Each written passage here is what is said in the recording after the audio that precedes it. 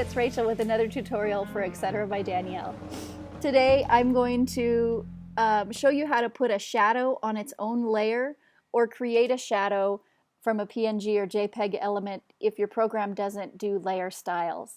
This is the first in a series that I'm planning about working with shadows and the different fun things you can do to play while you're scrapping.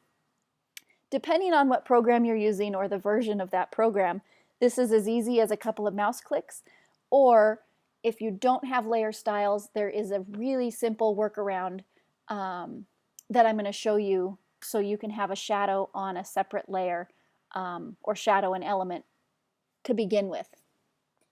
So the first way, the easiest way, and really the way that I've started to create my shadows when I'm doing my own scrapbooking is to just have layer styles already ready. As you can see from this palette over here on the right, I have a lot of different shadow styles, and I have some more way up here too, that I use depending on my mood. I have different creators or different sets of shadows that I use at different times. But I'm just going to use that one, and that one is it's as easy as clicking the style and it shows up on your element. If you don't have a favorite set of layer styles, I'm going to clear that. If you don't have a favorite set, it's as easy as coming over here to the effects menu and choosing drop shadow.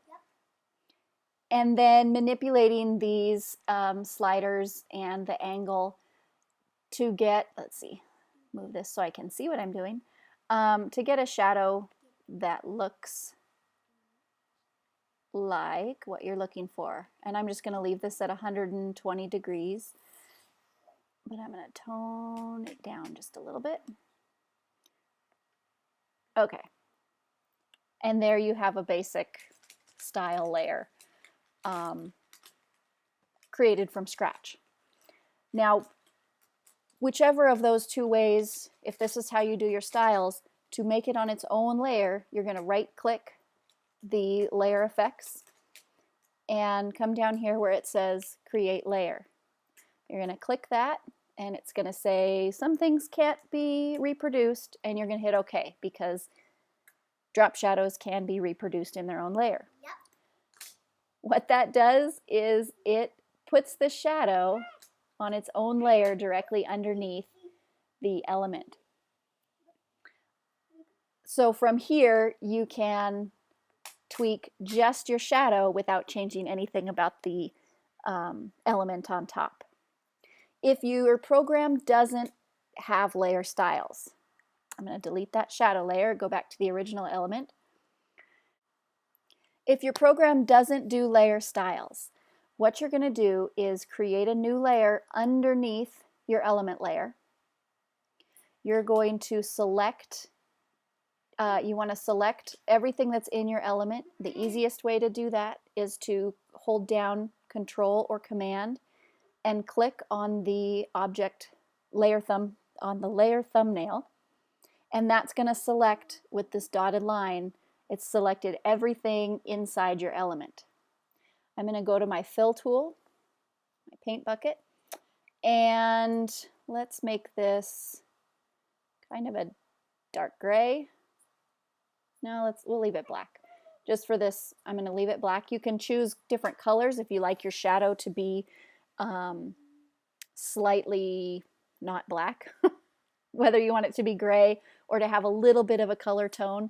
I wouldn't go too far off of the gray, but you could add, you know, some. If you look at real shadows, there are different colored shadows. They're not all just solid gray. So now that we've got the color we want, what's going on? Oh, we need to select that empty layer, and we are going to fill that selection. And we'll know, if I had turned off the top layer, you can see that it filled that bottom layer. I can hit Control or Command D to deselect and switch back to my Move tool. And you have a silhouette of your element. Now, this doesn't look like a real shadow.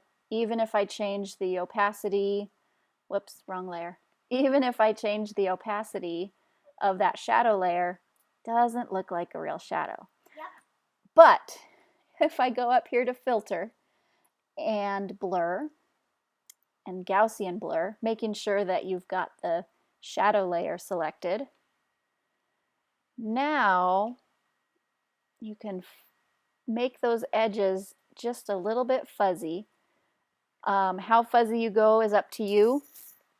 Think about a real shadow. The closer your object is to the background, the less fuzz the shadow would have. So if it's a piece of paper right up against the background, it's going to be pretty solid.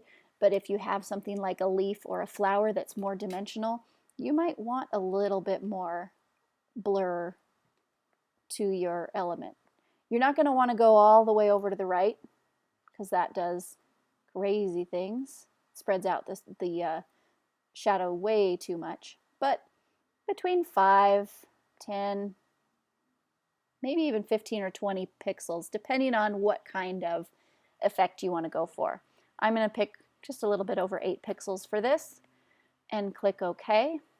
And that made our edges just a little bit fuzzy. I'm going to move it. And then I'm going to change the opacity so that it tones that shadow down a little bit. Now I'm working over a white background, but if you're working over a piece of paper, a background paper, you might also play with blending modes and switch to multiply, or linear burn is another good one for shadows, just to play with making them look different against your background paper. So the next time I make a tutorial, I'm actually going to take this separated layer and show you how to make it look like your elements are folding off or curling off of the page. Will be the next tutorial in this series. So hope to see you back. Let us know if you have any tutorials you'd like to see, and happy scrapping. Bye.